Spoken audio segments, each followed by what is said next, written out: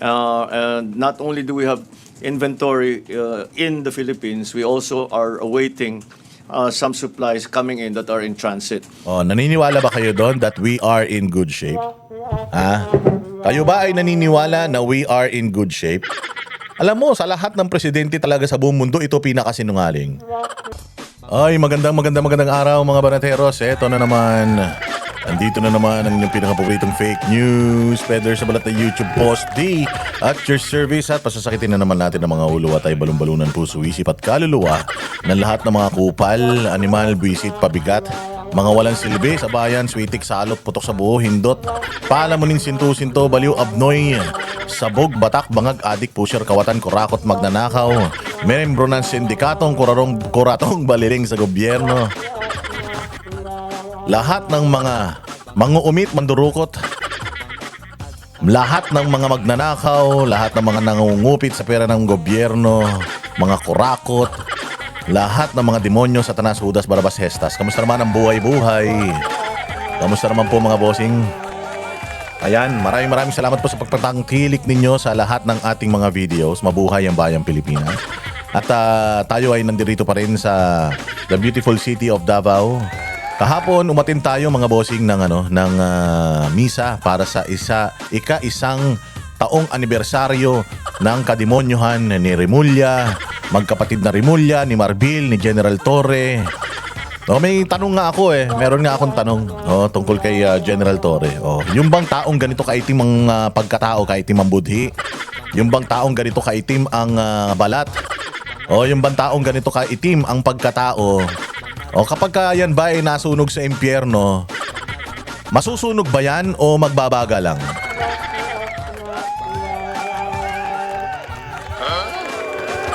Hindi, nagtatanong lang ako tinatanong ko lang. Kasi di ba yung uling, maitim yan. Di ba yung uling, di naman yan, di naman nasusunog yan, nagbabaga lang. Tinatanong ko lang, baka naman. May makasagot lang dyan sa comment section. Pero ayun na nga, isang taon na po ng kahayupan ng mga yan ni Bongbong Marcos, si Romualdez, si Zaldico, dahil sila naman daw yung nagpadala dyan, hindi ba? Sabi nga, yung ICC. Sabi nung mga 18 Marines na yung ICC daw ay pinondohan. Sila pa nga daw ang nagpasyal, sila pa daw ang nagbigay ng pera. So isang taon na po yan. Isang taon na po yung kahayupan na yan. Isang taon na rin nung tayo nasa Hong Kong na si Pangulong Duterte in-address ang lahat ng mga taga Hong Kong, mga Pilipino, and then pag-uwi niya dito, ayan na nangyari. Sinalubong siya ng mga Satanas sa Pilipinas. At ikunulong na dyan. At kasalukuyan pong nandiyan ngayon sa The Hague, yung kanyang anak na si Mayor Basti Duterte, ang Vice Mayor ng Davao City. Kaya lang, Mayor na ngayon dahil nga si Pangulong Duterte ay hindi na maka-act as Mayor ng Davao. So, si Mayor Basti na ang bagong Mayor. Naku, napakaswerte ng Davao City. Bakit? Napakaswerte ng Davao City. Bakit? Imaginein mo, 3 taon nang naging Mayor si Basti. Tapos, another 3 years. Tapos, na-reset yung kanyang termino. So, meron pa siyang another 9 years. So, ang swerte ng Davao, meron silang 3 years plus another 9 years. So, 12 years. Tapos parang lumalabas, pagka tinuloy-tuloy ni Mayor Bastian hanggang matapos yung kanyang 3 termino pa, pagkatapos nito, grabe no? Parang 15 years ba yan?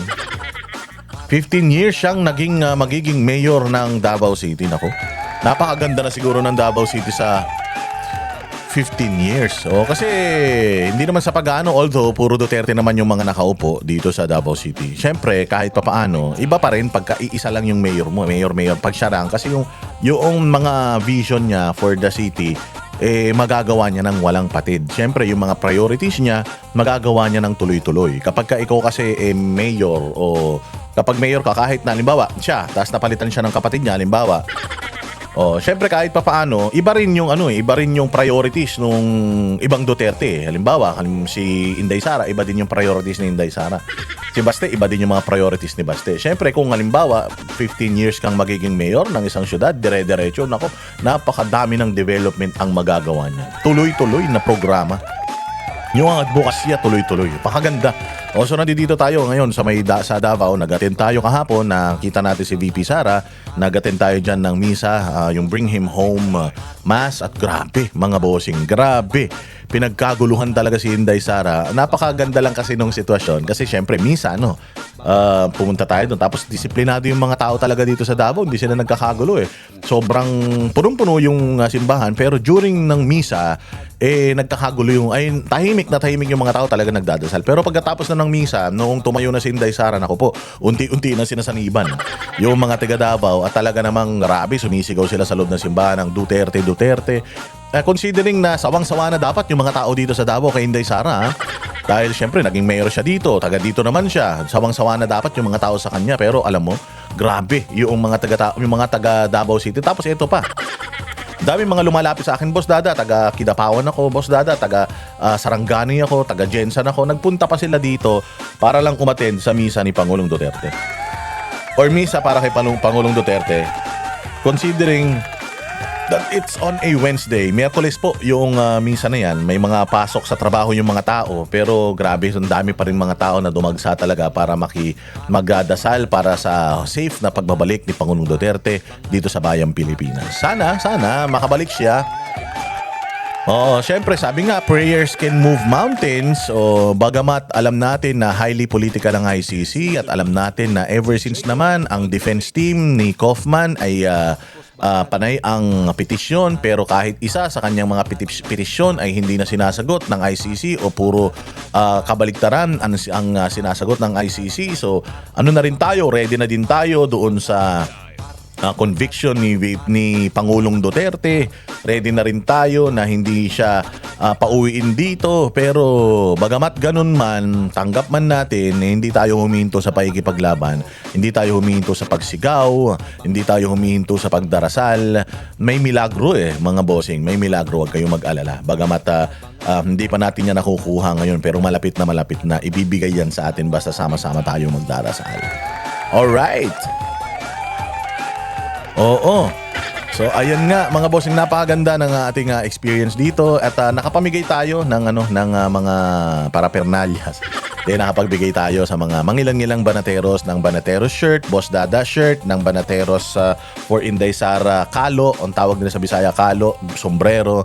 O pasensya na, maraming mga humingi, maraming mga lumapit sa akin kahapon dyan sa may simbahan, dyan sa may City Hall. Pasensya na, konti lang yung dala ko O, konti man lang yung ating pondo. Syempre, pag may perang extra, pagawa tayo ulit, tas mamigay tayo ulit, ganun lang.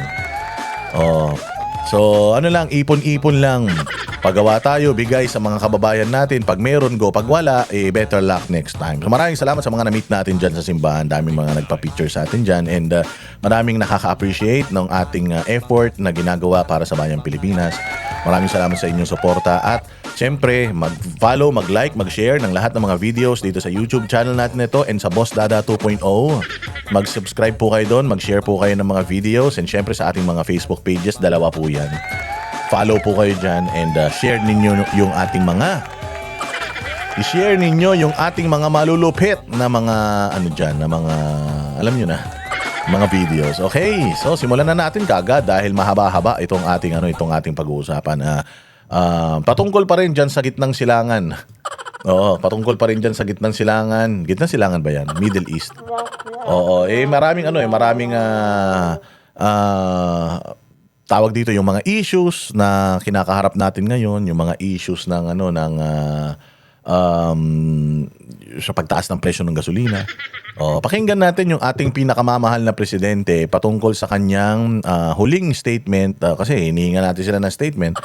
Ito yung kanyang statement sa pagtaas ng presyo ng gasolina, i-play natin. We are in good shape. And not only do we have inventory in the Philippines, we also are awaiting some supplies coming in that are in transit. Naniniwala ba kayo doon that we are in good shape? Kayo ba ay naniniwala na we are in good shape? Alam mo, sa lahat ng presidente talaga sa buong mundo, ito pinakasinungaling. Wala tayong sariling mina ng langis. Wala naman tayong napakalaking dipo kung saan kaya nating mag-imbak ng petrolyo o natatagal ng taon. Pero sinasabi niya na we are in good shape.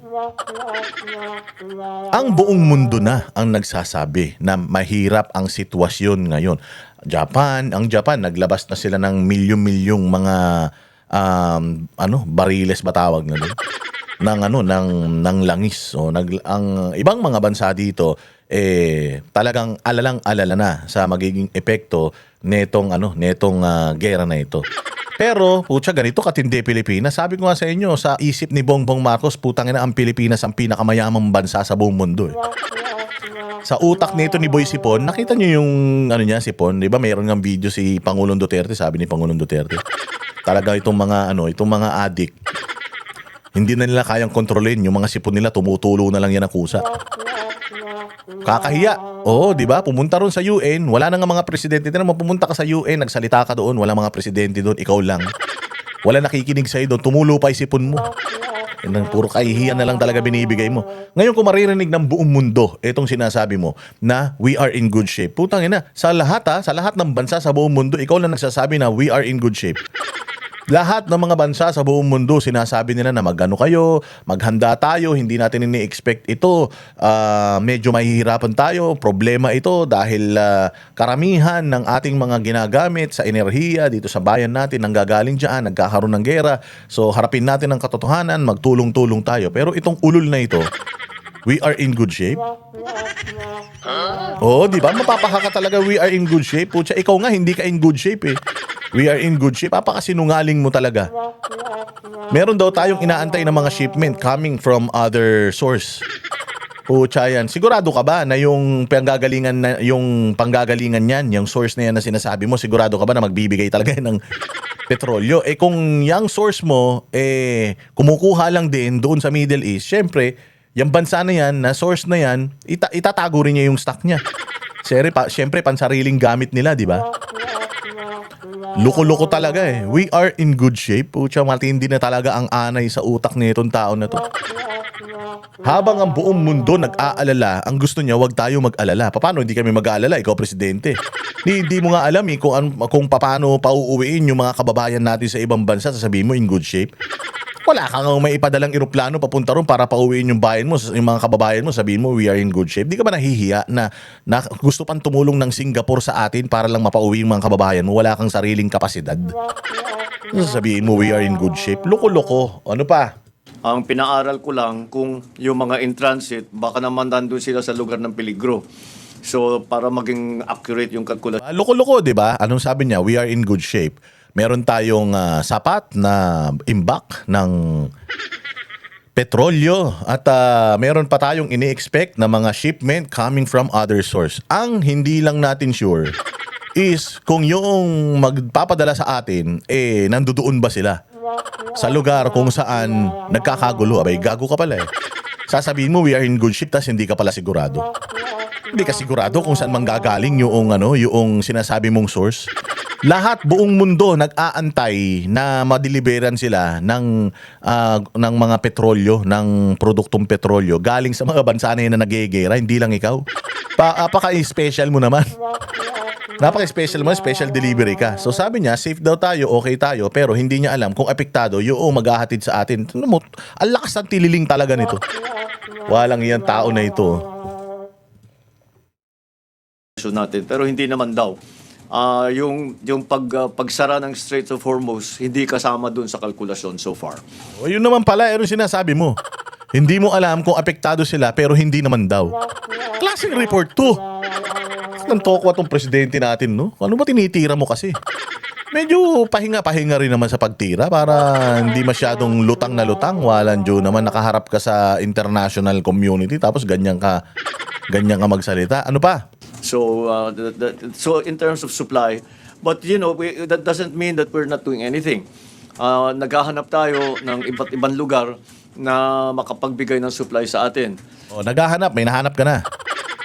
Utsangin lang yan. Dapat ang balita rito, huwag kayong mag-alala kasi may nakausap na tayo at nagbigay sila ng assurance sa atin na magpapadala sila sa atin. Ganun. Pero yung naghahanap tayo ng paraan ng ibang source, putsang inang yan, naghahanap ka pa lang, binabalita mo na.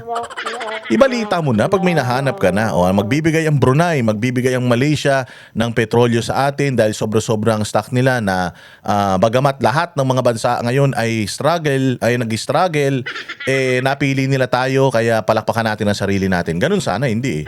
Huwag kayong mag-alala, naghahanap na kami. Putang ina, kailan? Kailan ka makakahanap? Walang iya naman, pinapaasa mo na naman mga Pilipino. Kailan yan? Ano yung mga nakausap nyo ng mga bansa? Anong assurance? Meron tayong 80% assurance na madideliveran tayo, ganun. Di, huwag kayong mag-alala, may kinakausap. Putang ina, ang hirap kasi sa inyo, hindi kayo handa, harap kayo sa camera. Pag tinanong kayo, magbibigay kayo ng mga false hopes.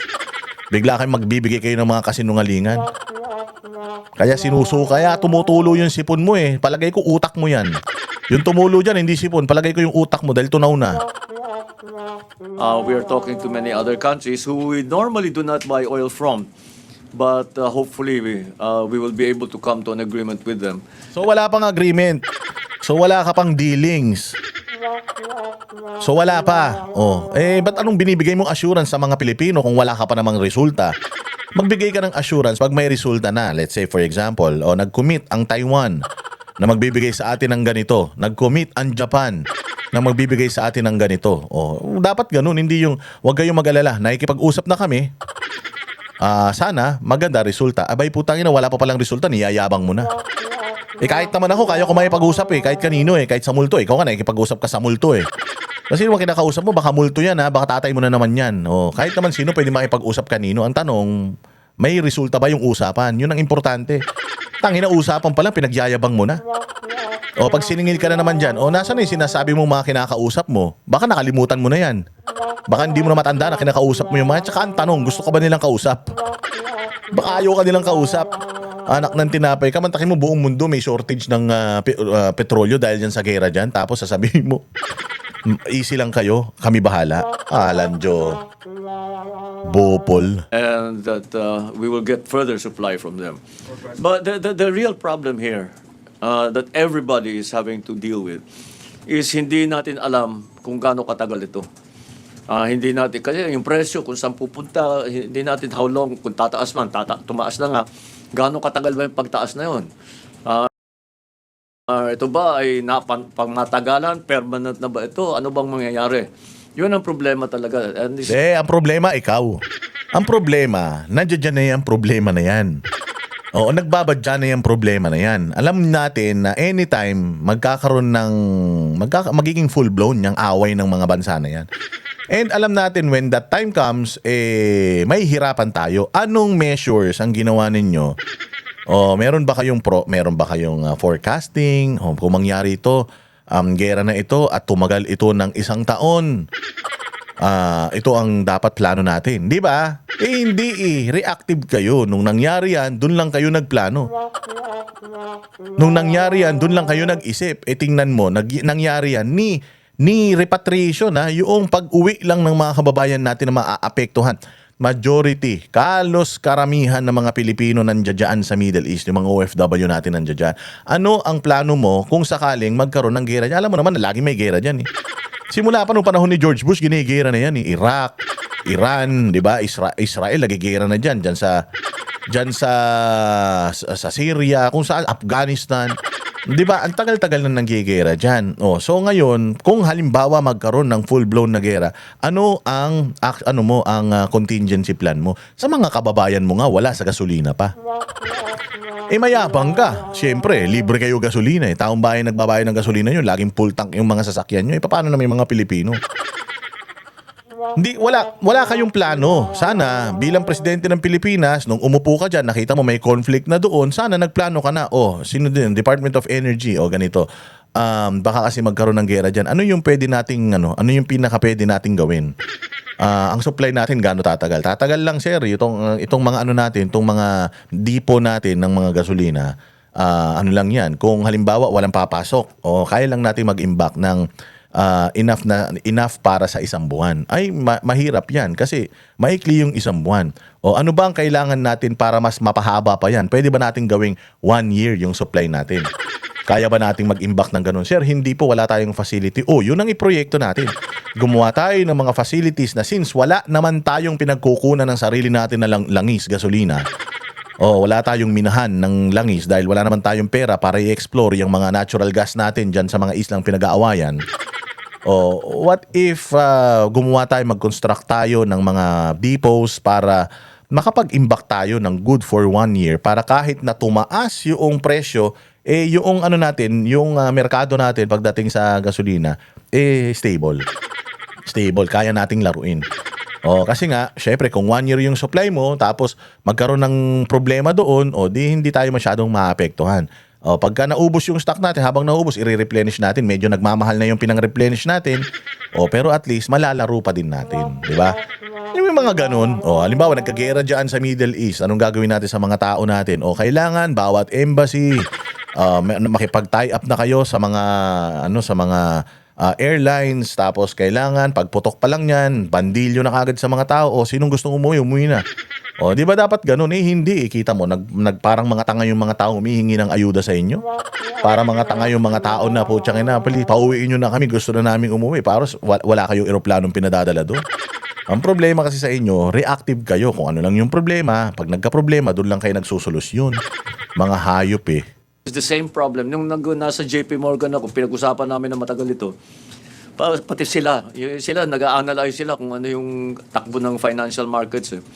So ganun din ang kanilang sinasabi. The hardest part of this. Kasi kung alam natin kung ano magiging presyo ng langis, alam na natin ang effect. So makapaghanda na tayo.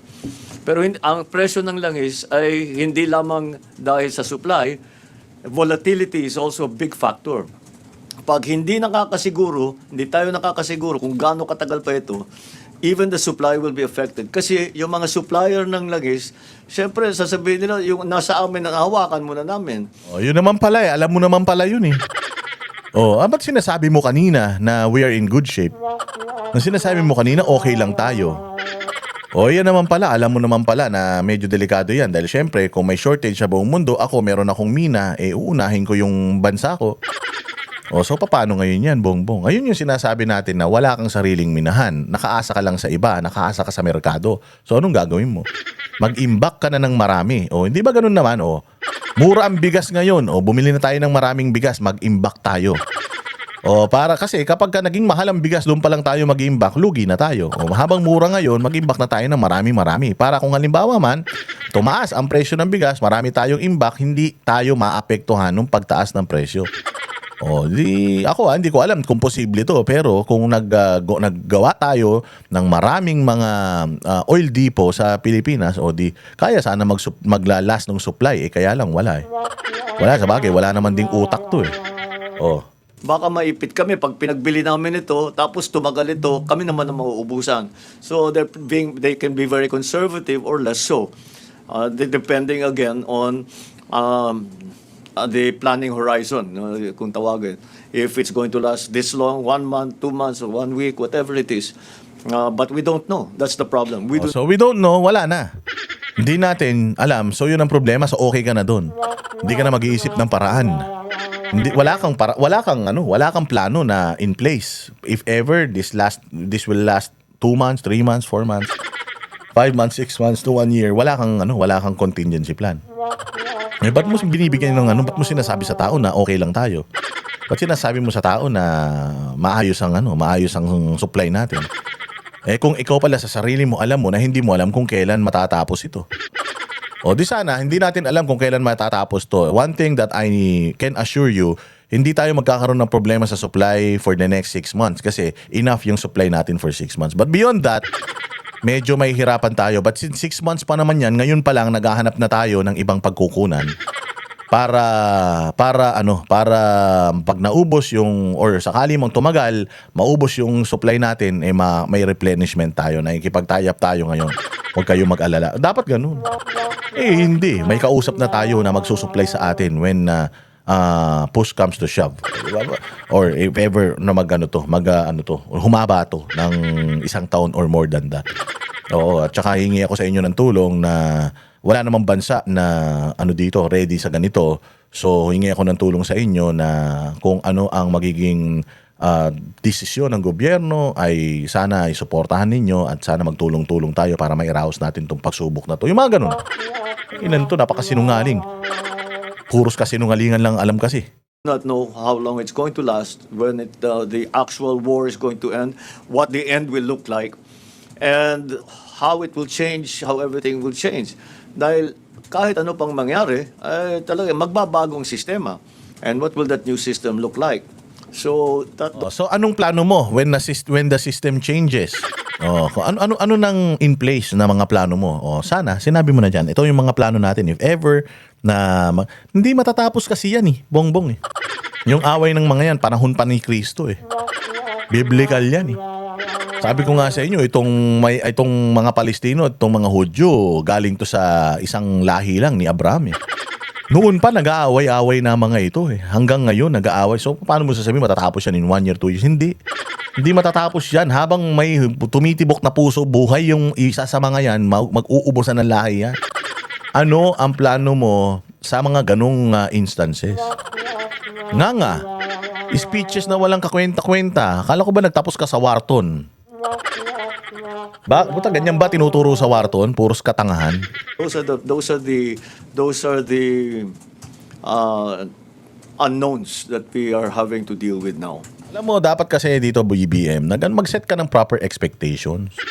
Proper expectations, okay lang naman, matatanggap naman namin because these are unforeseen circumstances. Pero, this has been going on for a long time. So, kailangan, ikaw bilang leader ng isang bayan, dapat ikaw, forward-thinking ka.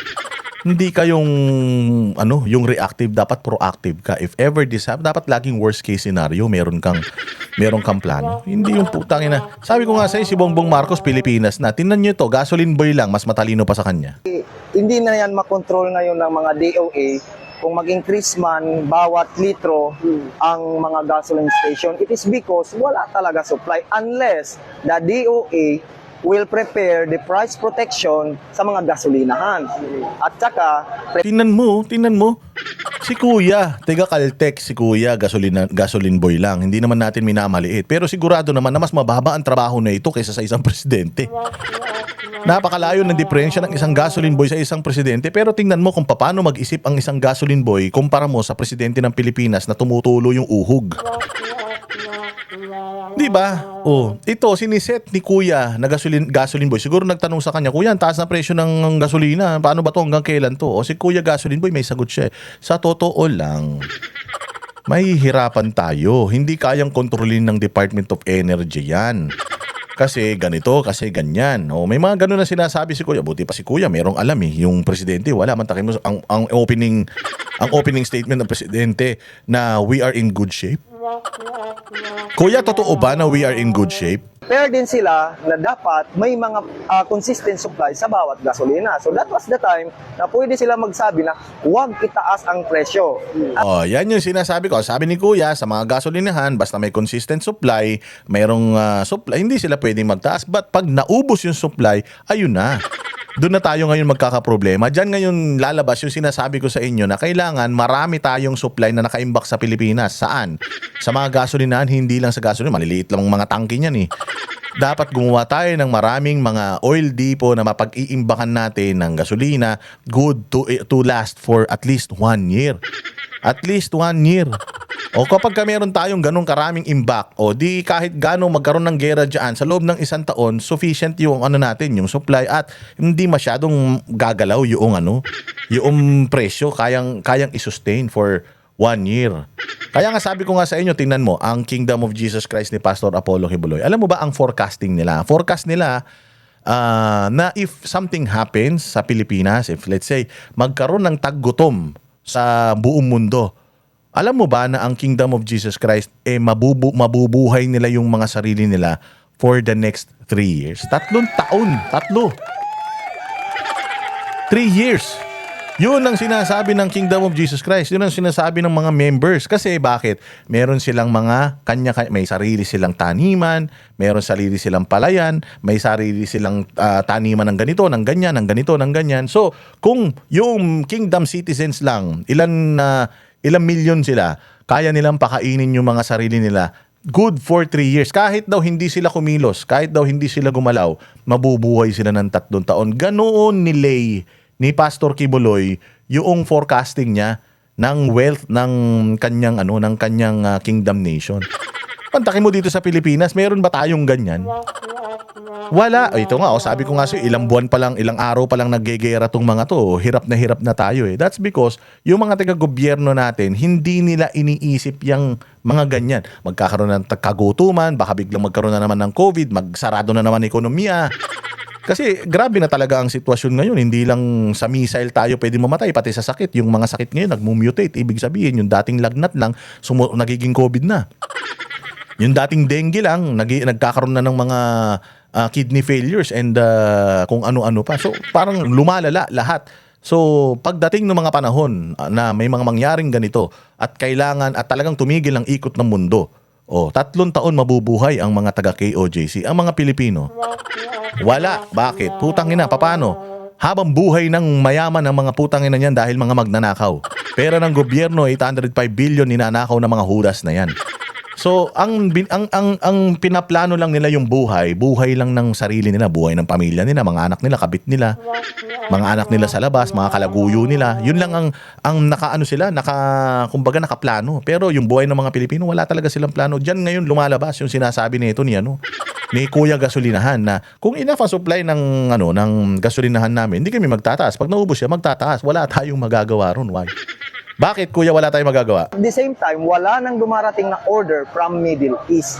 So, alam din nila na hanggang April 15 na lang ang fuel ng Pilipinas. So, yun na lang. So sabi nila sir, hindi sila Wala. Wala na yun. Yun talaga. Wala tayong magagawa kasi wala tayong supply sa Pilipinas unless mag-allow ang Brunei at saka Malaysia. Pag allowed tayo magdala dito ang Brunei at saka Malaysia, possible pwedeng bumaba yung fuel. Pero let's say for example, basete na ang sigalot sa Middle East, aabot pa yan ng buwan bago mag-roll back ang fuel. Kasi matagal pa yan ang loading from Philippines to Middle East or Kita mo si kuya, alam niya, pati yung paglulod, papunta rito. Kasi yung mga oil tanker na yan, matagal yan, mabagal yan. So, after April, pagka naubos yung supply natin, if ever matapos yan at bumalik sa normal, matagal bago yan makarating sa atin, bago mapuno ulit yung mga imbakan natin, bago ma-replenish yung stock. So, talagang ang i-expect natin, ganito talaga kataas. Kung 150 pesos per liter, magiging ganun until mag-normalize lahat, which is hindi natin alam kung kailan. So alam ni kuya, siniset na ni kuya yung expectations ng mga nagpapagasolina sa kanila na yung mga nagpa-full tank kayo, tipirin nyo yan. Bakit? Nako, matagal ito. Matagal ito kasi ganito, ganyan. Meron siyang mga paliwanag. Si Bongbong, wala. Puros kaululan.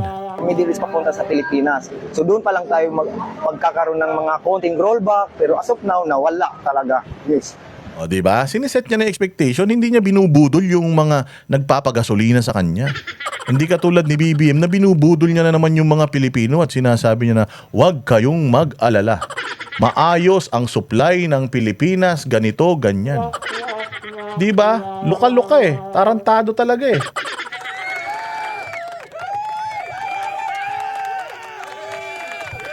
Walang hiya, katulad nito, itong sasabihin ni VP Sara dito sa sa kanyang interview kahapon, kasi kahapon nga nandoon ako diyan sa simbahan, tinanong siya tungkol sa mga issues na nangyayari ngayon global. Ito, panoorin natin. Bagong birada si Vice President Sara Duterte laban sa administrasyon. Dapat daw noon pang 2022 naghanda ang gobyerno sa posibleng epekto ng gera. At live mula sa Davao City, asa frontline sa balita si Bril Montalvo ng News 5 Mindanao. Bril, ano pa ba mga nabanggit dyan ng bise? Julius, kasama sa misa si VP Sara Duterte kaninang tanghali sa San Pedro Cathedral sa Davao City. Pero hindi rin maiwasan ng bise na punahin ang pamahalaan lalo sa pagpapatuloy na gulo sa Middle East. Kasabayan ang ika-isang taong anibersaryo ng pagkakaaresto. Sa ambush interview kay Vice President Sara Duterte sa Davao City, sinabi niyang wala siyang nakikitang ginagawa ng pamahalaan sa gyera sa Middle East. Wala naman talaga. Putang ina, yun ang ginagawa niya. Panutulo-tulo lang yung sipon niya. lahat ng world leaders nasa mga bansa nila para i-oversee yung mga kaganapan pwedeng mangyari. Putya siya nagpunta ng New York, nagsalita dyan sa UN. Wala namang presidenteng ng buong mundo na nandiyan dyan. Putang ina, nagpunta dyan, di natin alam kung ano ba talaga pinunta dyan eh. Ano talaga pinunta mo dyan? Gumastos ka ng daan-daang milyon para sa entourage mo dyan, sa hotel ninyo, pagkain ninyo, eroplano ninyo. Gumastos kayo ng pagkalaki-laki habang nangangailangan yung mga kababayan natin Pilipino. Nakapila sila sa bari, no? Sir, hingi kami ayuda, no work, no pay kami. Walang pera sa kahit magsumbong kayo kahit kanino sa Pilipinas, walang pera. Tapos makikita mo yung presidente nagwawaldas ng pera. Sasabihin nila si Inday Lustay. Puta, ito, hindi ba paglulustay ito?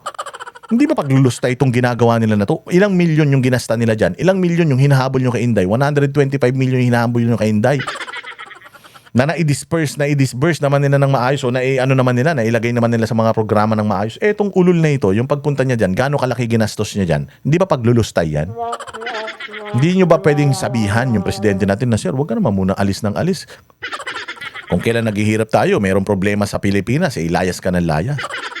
Buti sana kung i-delegate mo yung bayan sa maayos na tao, hindi rin naman. So ito ang totoong lustay. Ito si Bongbong Lustay. Yan ang talagang lustay. Nagsalita ka doon, nag-speech ka doon, tumulo-tulo pa yung sipon mo. Wala naman nakikinig sa'yo. Yung mga tao nag-uusap lang. Wala namang kwenta sa kanilang mga sinasabi. Paano? Alam nila karakas mo eh. Anak ng tinapay ka talaga. So ito ang klaro na paglulustay. O kailan ito babatikusin ng makabayan? Kailan ito babatikusin ng mga aktivista? Nagpunta sa Amerika kung kailan may krisis ang bayang Pilipinas. Sinasabihan nyo, magtipid tayo tapos nagpapa-fireworks display kayo dyan sa Malacanang. Magtipid tayo tapos ang dami-dami mong sinama, pati media, isinama mo dyan. Sino na naman nagbayad sa mga flight ng mga yan? O ito ang klarong panglulustay talaga. Ayon sa bise, dapat 2022 pa lang ay nakapaghanda na ang Pilipinas sa magiging epekto ng tensyon. Dapat noong 2022 pa lang naghanda na ang pamahalaan na ito. Pero wala tayong nakikitang paghanda at wala tayong nakikita pagbibigay man lang ng solusyon sa mangyayaring problema sa susunod na mga buwan at sa susunod na taon. Yes, bakit 2022 yung sinabi ni Inday Sara? Because yun yung panahon na umupo sila. Si Pangulong Duterte kasi lagi siyang may plano. Sa lahat ng bagay lagi siyang may plano. At alam ni Pangulong Duterte kung ano ang priorities niya. Si Pangulong Duterte, priority kasi niya yung mga kababayan natin sa ibang bansa. Sabi nga niya, gusto ko nga na palaguin ang bayan natin para hindi na kayo kailangan magpunta dyan. Dito na kayo sa bayan tapos tayo na lang ang kumuha ng mga banyaga na magtrabaho rito. Hindi yung tayo nagsusupply ng workforce dahil mga galing mga Pilipino yung talent ng Pilipino dapat pakinabangan ng Pilipinas hindi yung galing ng engineers natin, doktor, architects at kung ano-ano pa mga skilled workers natin ang nakikinabang ibang bansa. Imbis na ekonomiya natin makinabang, hindi.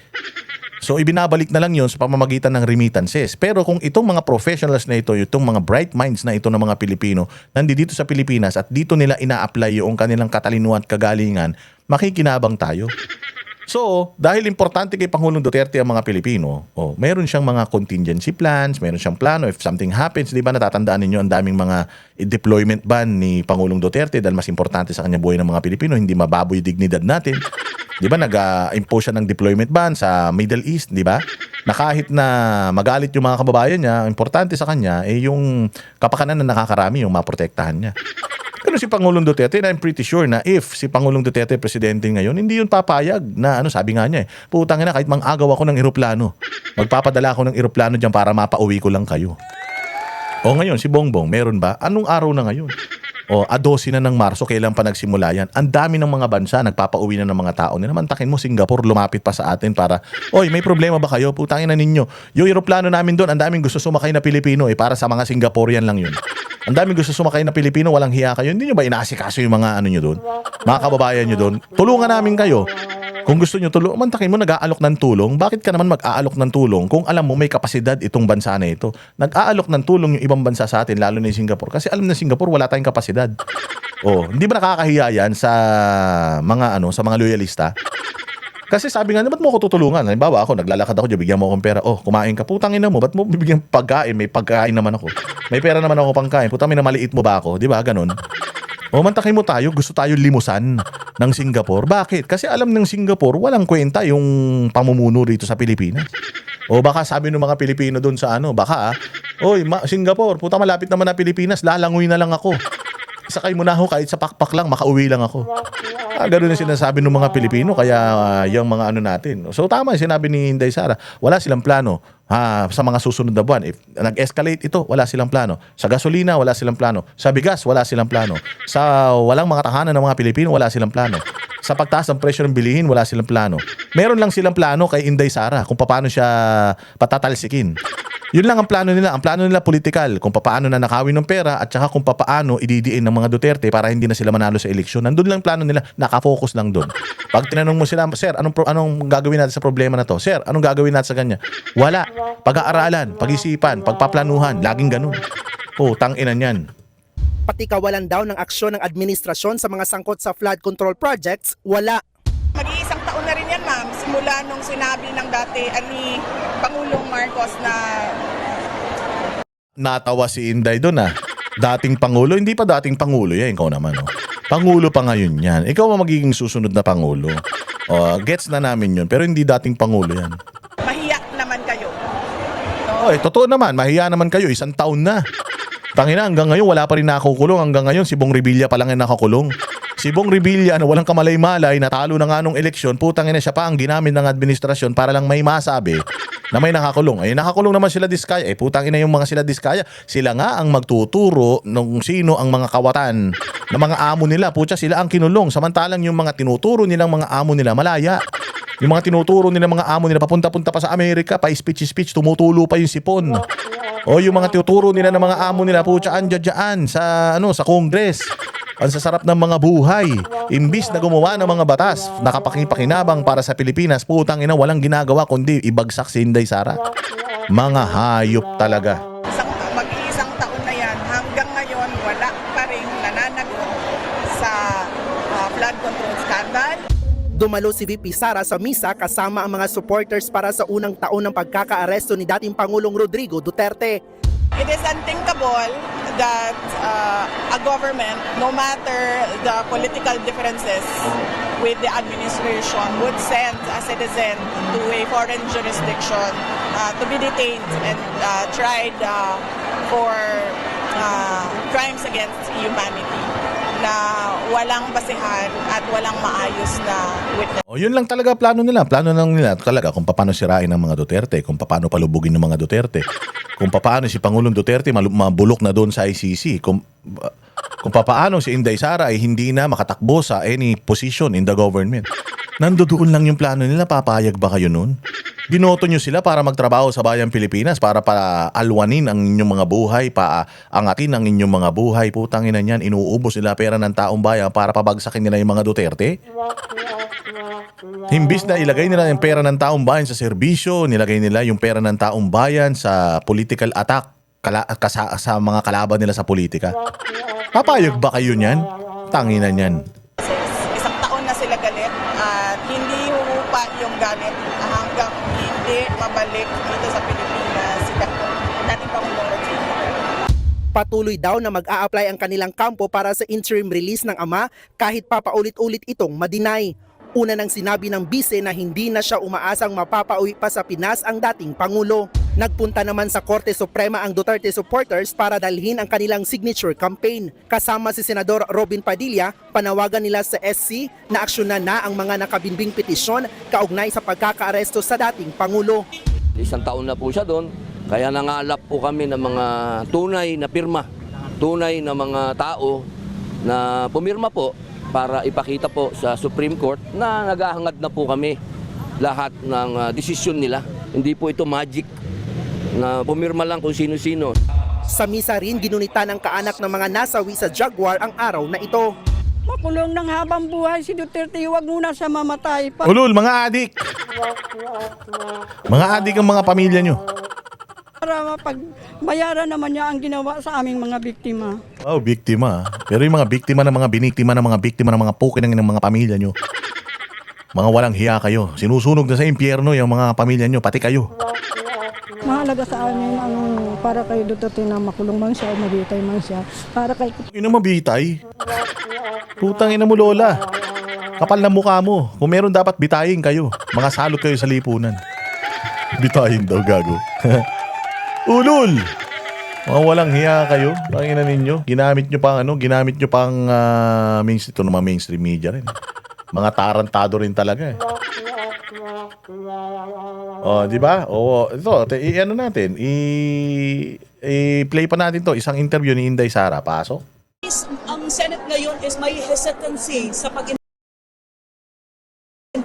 Vice, ang Senate ngayon is may hesitancy sa pag-investigate sa 18 Marines. Ano yung reaction niyo dito, ma'am? Well, mag-iisang taon na rin yan, ma'am. Simula nung sinabi ng dati ni Pangulong Marcos na mahiyak naman kayo.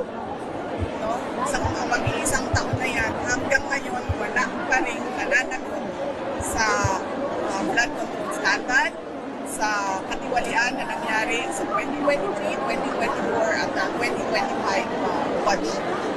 So, ano lang natin yan, itali natin yan doon sa nangyayari ngayon sa Middle East. Kung isang taon na itong corruption scandal na ito na walang nananagot at walang sinseridad ang administrasyon na investigahan at ipagtulong lahat ng mga ito sa scandal na yan. Makikita din natin na wala silang gagawin dito sa problema natin na darating dahil sa giyera.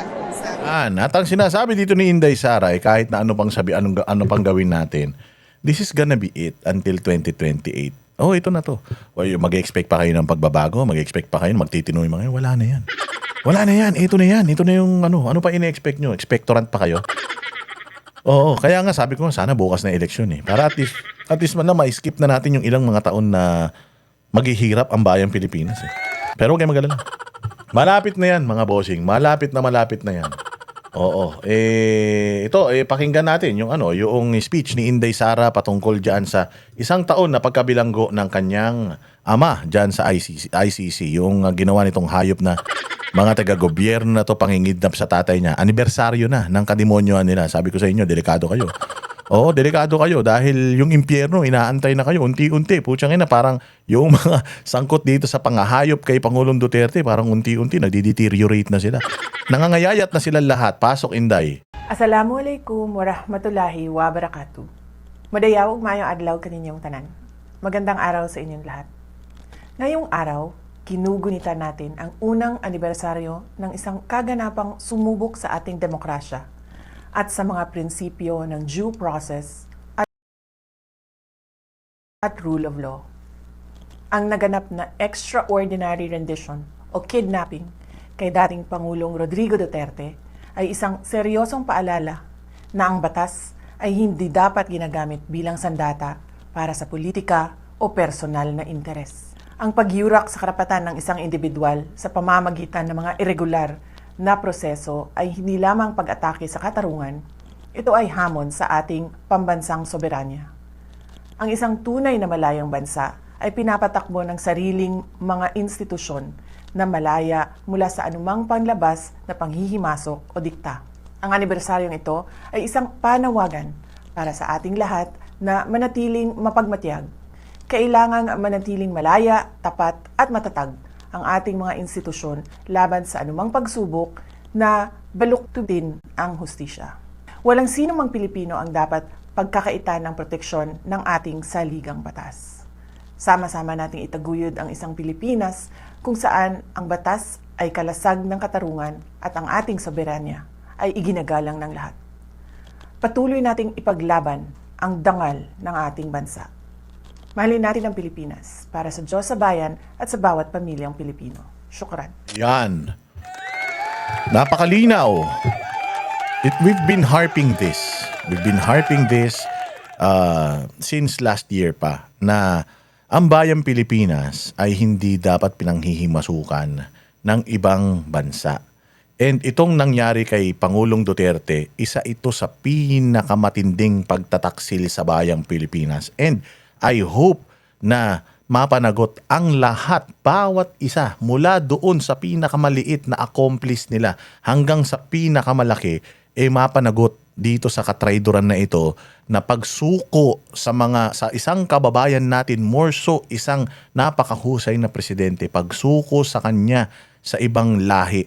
At ngayon ay nandoon ni hindi alam nitong mga hayop na mga taga-ICC na ito kung papaano gumagana ang sistema dito sa Pilipinas. They are trying a Filipino ng ganun-ganun na lang na ang mga kababayan pa natin mismo ang nagkanuno sa kanya doon. Mga hayop talaga. Hindi tayo titigil. Sabi nga ni Inday Sara, bagamat alam niya na wala nang pag-asa yan, hindi pa rin sila hihinto sa mga petisyon, hindi pa rin sila hihinto sa pagnanais, gagawa ng mga legal na paraan para mapauwi rito si Pangulong Duterte. At tayo naman, hindi rin tayo hihinto sa pag-share, paglalike, panonood ng mga videos na araw-araw na pagpapaalala sa bawat isa kung gaano ka-traidor itong administrasyon ni Bongbong, ni Torre, ni Marbil, dalawang Rimulya. At yung kung sino-sino pang mga involved dito, yung mga taga-DOJ, yung mga kung sino-sino pa na mga accomplice nila rito, yung tumulong sa ICC na mag-imbestiga dito, lalong-lalo na yung mga tumanggap ng sandamukal, napakaraming pera na para lang si Pangulong Duterte ay mapadala dun. Ha? Oh. Pakinggan naman natin mga bossing yung sinasabi ng NBI kasi kanina nagpunta na yung 18 Marines kasama ng kanilang mga abogado, si Mike Defensor, yung kanyang napakagandang asawa, pati ba naman yun, dinamay pa sa kaso. Walang iya naman. Ay nako, lahat na lang talaga kinakasuhan nila. So nagpunta dyan sa NBI. Pero bago sila magpunta sa NBI, para sumagot, meron na yung NBI director natin na bago, meron na siyang mga pronouncements sa media. Akala ko ba nag-iimbestiga pa lang kayo? Kung nag-iimbestiga pa lang kayo, bakit may mga pronouncements na kayo sa media? Di ba usually, pag nag-imbestiga kayo, halimbawa meron kayong haka-haka, o dapat makuha nyo muna yung side ng mga sinusubpinan ninyo. Pag nakuha nyo yung mga side ng mga sinusubpinan ninyo, and then dun kayo magka-come up ng statement, whether ano ba yung mas matimbang, yung kanila ba o yung haka-haka nyo. Hindi pa, ngayon pa lang nagpunta yung mga mga Marines, yung mga abogado ngayon pala nagpunta. Kahapon, nung isang araw, meron na kayong pronouncement. Meron na kayong parang partial na, hindi naman desisyon, pero partial na parang tapos na yung investigasyon Resulta na, parang partial na resulta na kagad yung sinasabi niyo. Tingnan niyo kung anong sasabihin nitong NBI director natin.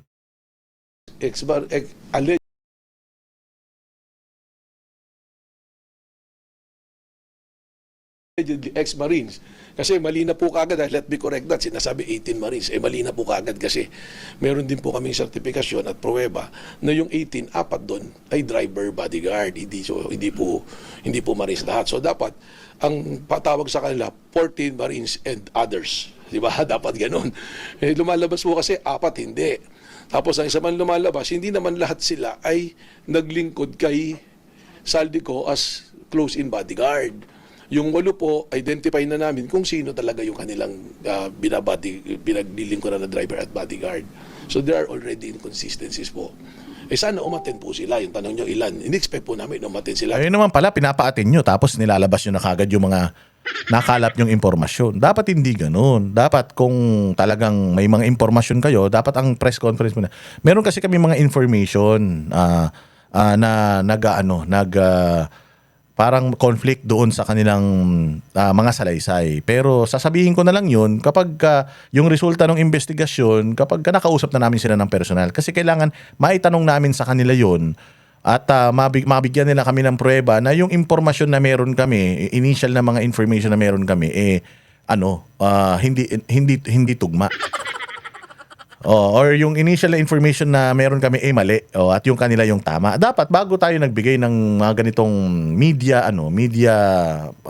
yung statement, sana nakausap na muna natin sila. March 11 yan, kahapon yan. So ngayon March 12. Ngayon pa lang pupunta, ngayon pa lang yung date na pupunta yung mga Marines. Anong ibig sabihin yan? So ngayon pa lang parang hindi nyo pa man nakakausap. Parang inaano na natin, dinidiscredit na natin o sinasabi na natin na mali sila. Hindi naman po tama yun, sir. Kasi, inisyon po namin sila ng subpoena under the deputization of the Office of the Ombudsman. And the Office of the Ombudsman has the contempt power. So, Sir, yung 10, yung confirmed na naging tauhan ni Zaldico? Hindi ko pa rin po sigurado kung yung 10 lahat kay Saldico. Ang sigurado po ako ngayon, yung 8 Hindi kay Saldico naglingkod. Although they are, inamin ni Atty. Balicod, 103 assigned na bodyguard kay Saldico. Meron pong retired general na nag-recruit sa kanila eh. Identified na rin po namin yung retired general na nag-recruit doon sa 103 na yan. So yung 103, ni-recruit yung retired general na to. At meron po kasing mga storyang lumalabas na they're supposed to be employed for the period of 2 years, pero naputol nga dahil nawala na nga si Saldico. So these bodyguards, including yung mga retired Marines, hindi na po nakakuha ng sahod nila at nawalan ng trabaho. So yun nga po yung ini-explain ko na isang angulo that these people, wala silang livelihood, walang kabuhayan. So parang baka mamaya vitiated yung consent nila sa paggawa ng mga salaysay dahil kailangan nila ng kabayaran or baka Well, that's speculation. Speculation mo yan, sir. Before you speculate, better to talk to them first. Talk to them and ask them personally, wala kayong pera. So are you getting something from this? Di ba? May mga ganun. Pero yung nagbibigay ka na agad ng iyong paunang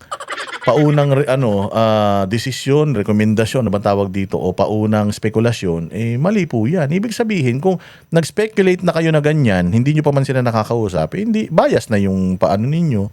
Bias na yung magiging investigasyon nyo kasi meron na kayong tawag dito, parang resulta na nandiyan na sa utak nyo at yung resulta na yan, sinasabi nyo na sa media. Mali naman yan, sir.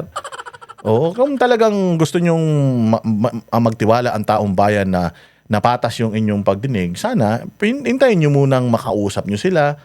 Kayo personal na maitanong yung mga intel ninyo, yung mga alam ninyo tungkol sa kanila, personal nyong matanong sa kanila at personal nilang mapasinungalingan yun bago naglalabas tayo ng statement.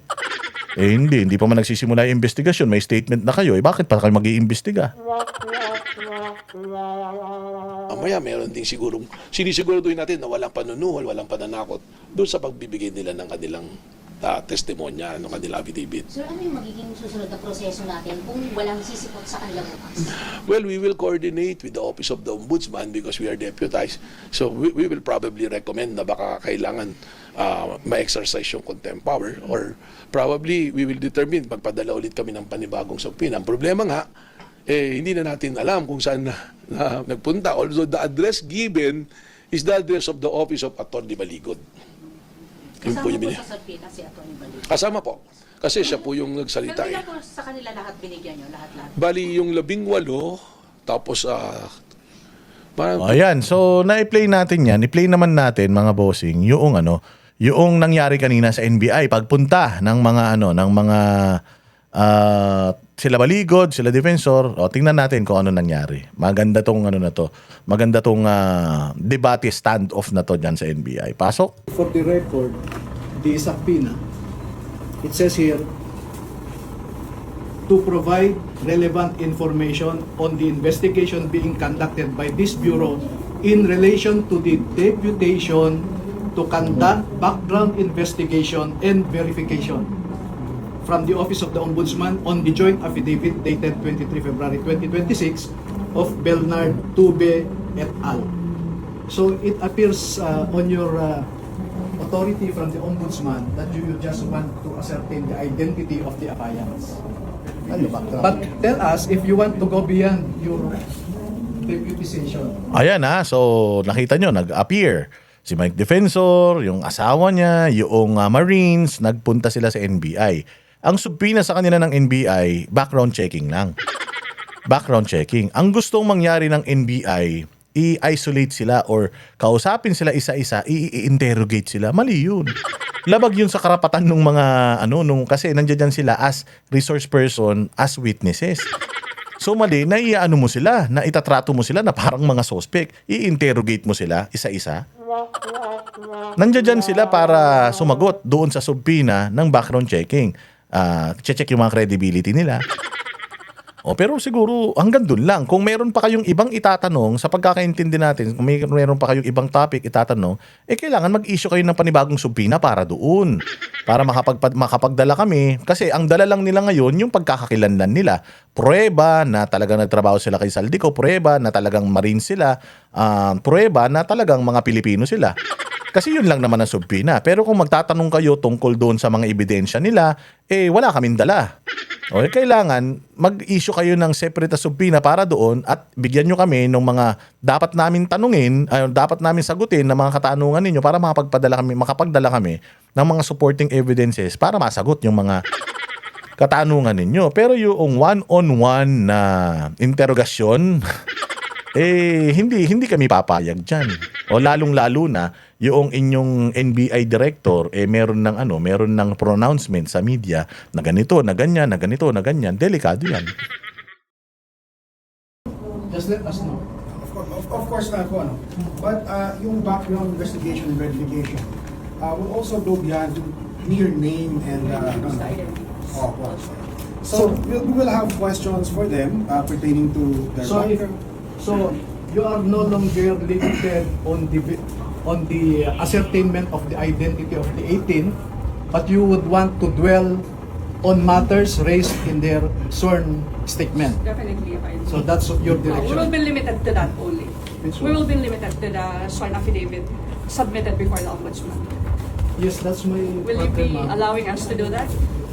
Objection po doon? No. Ang worry namin is your authority as deputy of the ombudsman. Right? Nasa inyo. But if you want to dwell beyond the identity of the affiants, then let us know.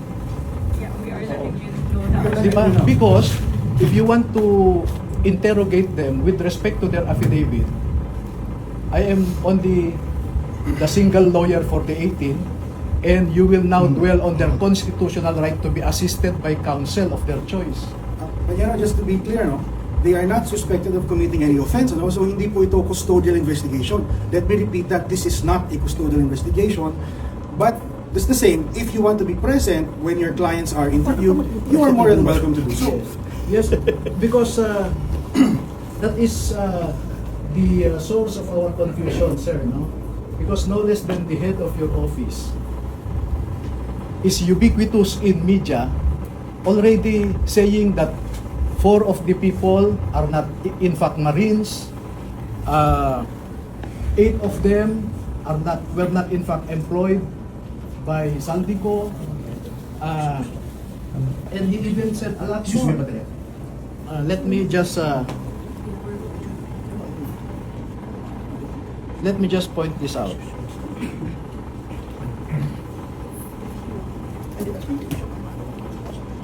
Okay, these are the pervasive assertions of the NBI director. 14 Marines, there are only 14 Marines. The rest are not. That's his allegation already. And he is citing intelligence information given to him. He also said there was a general belonging to class 75 of PMA who recruited this 18, and they were only employed for 2 years. But we are ready to prove that one of them had been working with Zaldico for 9 years, a lot of them for 7 years, 5 years, 3 years, no? And then he even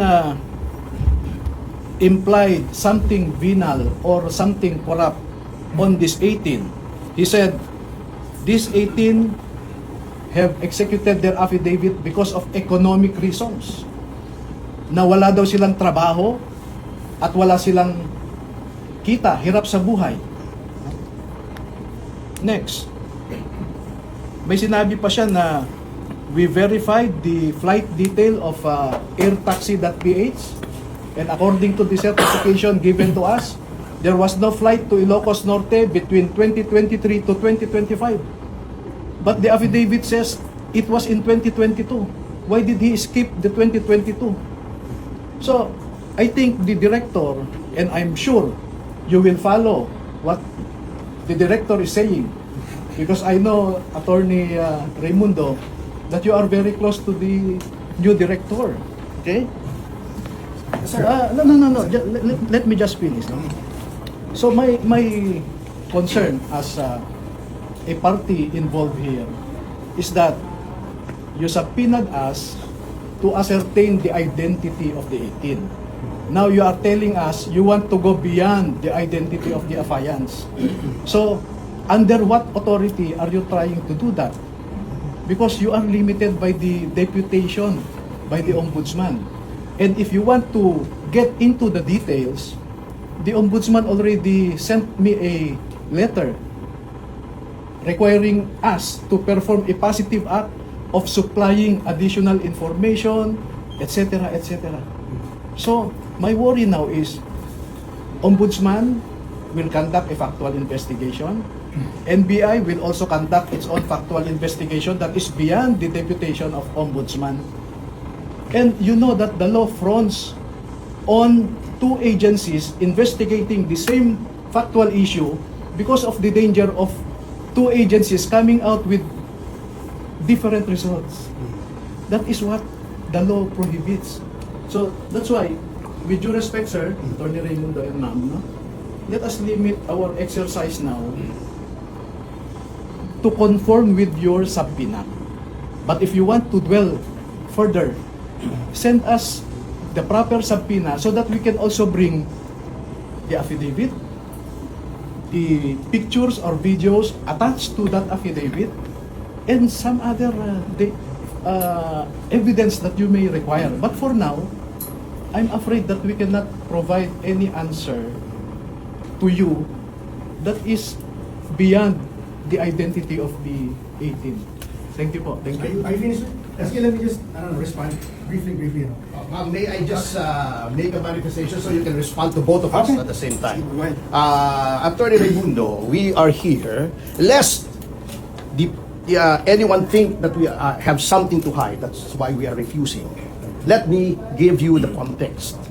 We are here out of respect to the National Bureau of Investigation as an institution. Thank you, sir. Nanggaling din po ako rito, the NBI is composed of men and women of high professionalism, integrity, and probity. However, due to political appointments at the very top, nawe-weaponize at nami-misemploy ang powers ng NBI, which is a highly revered institution. Ngayon ko lang nalaman kay Attorney Baligod na meron na palang subpoena o letter na inaanyayahan itong 18 na imbestigahan doon. This reinforces my belief na itong subpoena na ito at yung subpoena roon, dala-dalawa. Kayo, deputize sila, yung main source of the power. I intended to harass and intimidate not only the 18 but my client and the other persons involved here as well. The fact that you are even telling us that they are going to be interrogated one by one in a room is already abuse, because the limits of your power are only within the four corners of your deputization, as Attorney Levy correctly stated, ascertain the background. Now, if you want to ask my client here about his background, and I believe his background is fairly well known, you ask him now. We will not consent to any one-on-one. That those are tactics that everyone knows are intended to intimidate and scare witnesses. We will not consent to that, custodial interrogation or not, because if you want to question him one-on-one, that's already custodial interrogation in anything but name. Huwag na tayong maglukuhan, panyero. Tinatakot nyo lang kami. May question kayo, you're here. We are na. He's here now. You ask him. Tapos. Okay. All right. Thank you. Sige. Let's respond to that. First off, let me just say na first of all, thank you for recognizing the integrity of the men and women in the NBI. So, you have our oath as lawyers and law enforcers that we are impartial. This is a fact-finding investigation. We will go where the evidence leads. Alright? Narinig na namin yan eh. Also, go where the evidence leads. Walang yan, ganyan din sinabi ni Lacson eh. Go where the evidence leads. Tapos, nung naglabasan tong mga to, putsang ina, biglang hindi. Walang kwenta yung mga yan. Hindi totoo yung mga sinasabi nila, kay ganito, kay ganyan, kay ganito. O, katulad ng ginagawa ni Director Matibag ngayon. Hindi niya pa nakakausap yung mga tao. Meron siyang investigation na ginawa on his own. Meron siyang mga leads na nakuha. Hindi niya pa nako-confirm sa mga tao na to. Yung lead na meron siya, ina-announce niya na. Di ba? Pare-parehas naman yung style. Style ni Lacson, style ni Matibag, style nung iba pa. I mean, no disrespect to NBI kasi nire-respeto natin yung NBI Pero yun nga, katulad ng sinasabi ni Topacio, kung ang NBI gagamitin, magpapagamit para i-intimidate itong mga gustong magsalita laban sa korupsyon, ano naman makukuha ng mga ito? 'Di ba sinabi na nga ni ni Mike Defensor, ano makukuha ng mga to? Hindi naman tumatakbong politiko tong mga to. Wala, delikado pa yung buhay ng mga to, pero bakit nila isinakripisyo yung kanilang safety para lang ilabas itong mga nalalaman nila?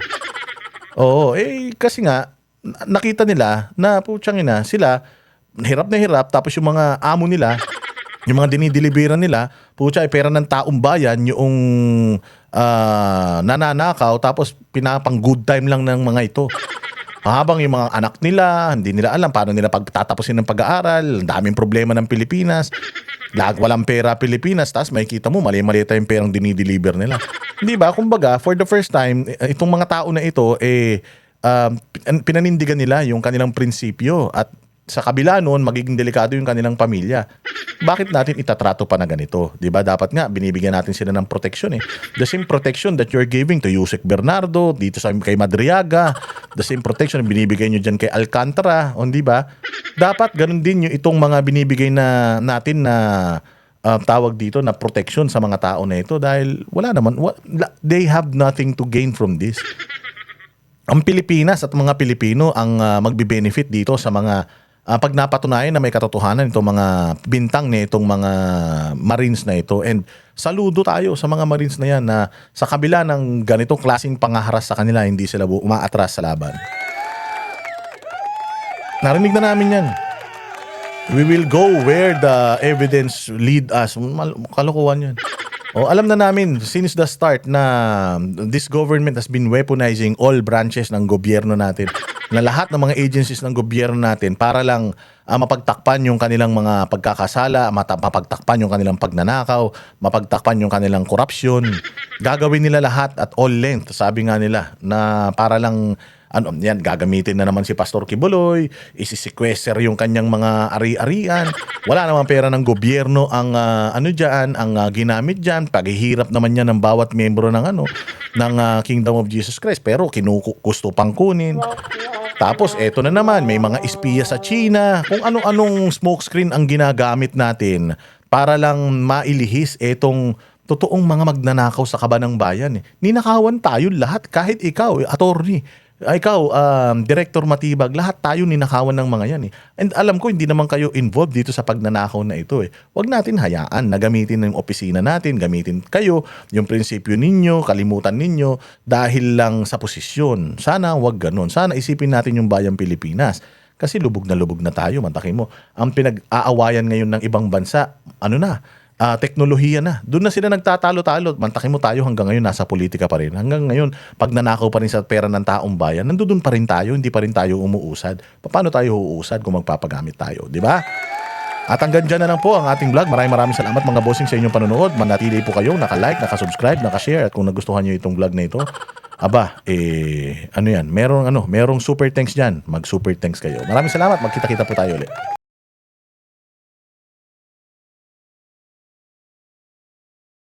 Kami ang boses ng masa, hindi natatakot. Katotohanan lang, di kami nalulunod. Walang bahid ng sismis, lahat ay totoo. Kahit sino ka pa, pag mali ka babanatan ka. Walang pinipiling kulay, wala kaming kinikilingan. Basta para sa bayan, kami lalaban. Pagdama palakpakan, pag mali banatan. Di matitinag, di matatakot, para sa bayan tuloy ang sigaw. Sa harap ng kamera, walang halong takot. Mga baluktot, lahat kayo'y tutumba. Ang hustisya at totoo, yun lang ang mahalaga. Kahit sinong harang, di kami matitinag. Walang pinipiling kulay, wala kaming kinikilig.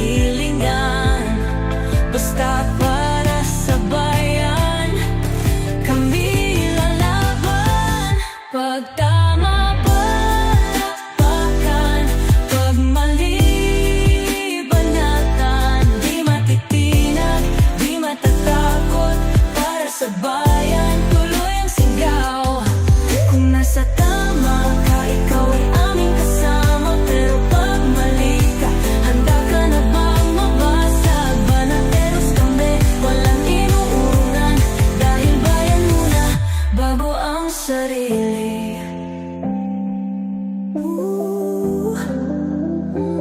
Bago ang sarili.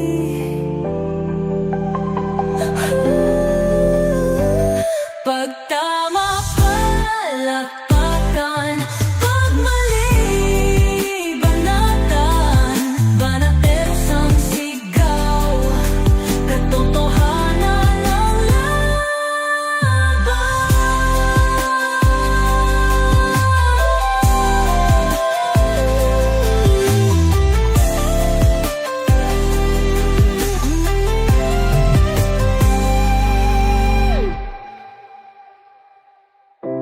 sa harap ng kamera, walang halong